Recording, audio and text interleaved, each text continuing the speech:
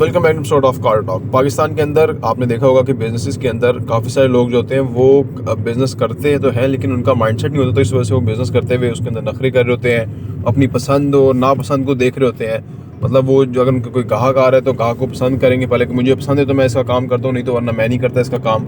अब इसमें होता ही है कि जो लोग इस तरह से काम कर रहे होते हैं माइंडसेट के बगैर, वो लोग काम कमा रहे होते हैं, टाइम उतना ही दे रहे होते हैं। बट जो लोग अपने काम को काम की तरह कर रहे होते हैं उसका उनकी आमदनी बढ़ जाती है और वो टाइम उतना ही लगाते हैं, बट उनको फ़ायदा ज़्यादा होता है क्योंकि वो हर किसी का काम, जो भी उनका काम में बंदा आ रहा है तो उनको वो एंटरटेन कर रहे हैं, फैसिलिटेट कर रहे हैं। तो आइए इस पर बात करते हैं कि जो माइंडसेट का डिफरेंस है इतना बड़ा, ये इसका इतना ज़्यादा इफेक्ट कैसे आ जाता है।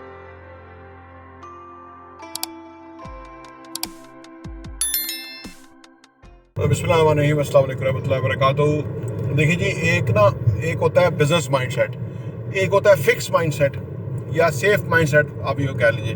नौकरी में आमतौर पे जब कोई काम किसी को दिया जाता है ना ऊपर से, तो वो उसके लिए एक काम होता है, बोझ होता है या एक जिम्मेदारी होती है, तो वो कोशिश करते हैं कि हमें मिनिमम जिम्मेदारी मिले, मिनिमम काम करना पड़े। अच्छा, जब ये वाली अप्रोच जो है ना नौकरी में चलती है, क्योंकि वहाँ आपका फिक्स है, थोड़ा काम करेंगे तो फिर भी इतना ही मुआवजा है, ज़्यादा करेंगे फिर भी उतना ही मुआवजा है। यही नुकसान हो जाता है नौकरी में ज़्यादा अरसा रहने की वजह से। जब वो रियल लाइफ में आके को कारोबार शुरू करते हैं तो वो उसी माइंडसेट के साथ ही कारोबार कर रहे होते हैं। हालांकि बिजनेस जो है, बिजनेस के अंदर आप शाम को 2000 भी कमा सकते हैं, 2 करोड़ भी कमा सकते हैं। यानी आपकी सोच है कि आप कितना कमा सकते हैं, लेकिन सोच के मुताबिक कमा सकते हैं। अगर आपकी सोच लिमिटेड ही हो, या आपने कोई अपने लिए सेट कर लिया कि मैं शाम को 10,000 की दिहाड़ी लगानी है, मेरा 3 लाख रुपया महीना खर्चा है। हमारे काम में ऐसे डीलर्स भी हैं या लोग काम सोचते हैं कि भाई मेरा 3 लाख रुपया खर्चा है, मेरा वो चाहिए, तो उसका 3 लाख मिल जाएगा, लाख रुपया बाद में मिल जाएगा। अगर किसी की ये सोच है कि उसको जो है ना रोज़ का फर्ज करें उसको 5 लाख चाहिए, ठीक है, वो भी मिल जाएगा, क्योंकि वो ना उस तरह का सोच रहा होगा कि मैं कैसे ज़्यादा वैल्यू ऐड करूं, किसी के लिए कोई ख़ास चीज़ मैं निकाल के उसको दूं जो कि उसकी रिक्वायरमेंट है, तो मेरा मुआवजा उसमें से, सर्विस चार्जेस मेरे उतने मिल जाएंगे, क्योंकि कोई लिमिट तो है नहीं, अनलिमिटेड पैसा आप कमा सकते हैं बिजनेस में। चाहे आप जो छोटे से छोटे कारोबार में अनलिमिटेड पैसा कमा सकते हैं, उसको स्केलेबल करना होगा। अगर टैक्सी का बिजनेस है, अच्छा, जो लोग टैक्सी का काम करते हैं, कोई बंदे कहते हैं अब आपको ही मिलते होंगे जी, मैं तो खर्चे निकाल के 2000 की दिहाड़ी लगा लेता हूँ। आप एक किशोर टैक्सी में उसे पूछे तो वो कई बंदे अच्छे होते हैं, बताते कहते जी मैं तो 10,000 रुपये रोज कमा लेता हूँ खर्चे निकाल के। अब आप कहते हैं यार वो भी टैक्सी इतने ही घंटे चला रहा है, ये भी माइंडसेट का फर्क है, सोच का फर्क है, अप्रोच का फर्क है।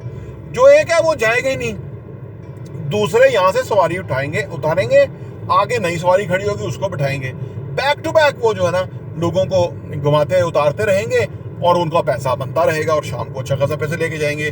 और एक ही सड़क है, एक ही गाड़ी है, ऑलमोस्ट एक ही जितना टाइम है, वो खड़ा हुआ है नुक्कर पे लगा के कि जी मेरी पसंद का गाहक है कि तो मैं जाऊँगा। तो ये अप्रोच की बात है, तो ये अप्रोच की बात है।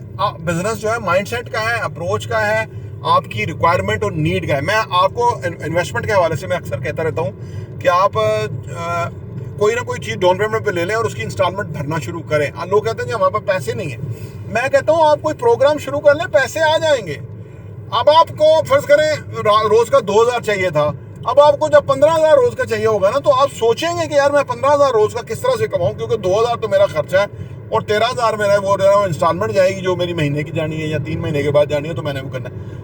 आपको रास्ता मिल जाएगा। तो लिहाजा अपने ऑब्जेक्टिव्स, प्रोग्राम्स, अपनी गोल्स, ठीक है ना, वो बड़े रखें, बेहतर रखें। अगर छोटा कारोबार टैक्सी भी है तो उसको स्केलेबल कैसे हो सकती है, ठीक है ना, 10, 15, 20 लाख रुपए की एक और गाड़ी आ सकती है, वो डल सकती है। कोई इन्वेस्टमेंट लेके वो डाली जा सकती है गाड़ी उसके ऊपर, वो उसको कोई प्रॉफिट के अंदर शेयर बेसिस पे उसको दिया जा सकता है, क्योंकि लोगों का पैसा तो होता है, उनको बंदा चाहिए होता है जो कि उस गाड़ी की टेक केयर भी करे ना। ये नहीं कि गाड़ी डिप्रिशिएट होती रहे और एंड ऑफ द डे वो गाड़ी जो है वो वैल्यू घटा जाए, उससे लोग इसलिए नहीं देते किसी को गाड़ी। तो ये बिजनेस अगर आप कोई जिम्मेदारी ले लें कि गाड़ी डिप्रिशिएट भी नहीं होगी, गाड़ी कमाएगी भी, और आप उसकी जब चाहें इंस्पेक्शन कर सकते हैं ताकि आपको पीस ऑफ माइंड हो जाए, तो ये कारोबार चल पड़ेगा। अलगैर कारोबार करने वाले की सोच और मंशा और रजा और उसकी प्लानिंग और उसकी फ्रीक्वेंसी पे बेस है। प्रॉपर्टी इंटरव्यू देखने का बहुत शुक्रिया।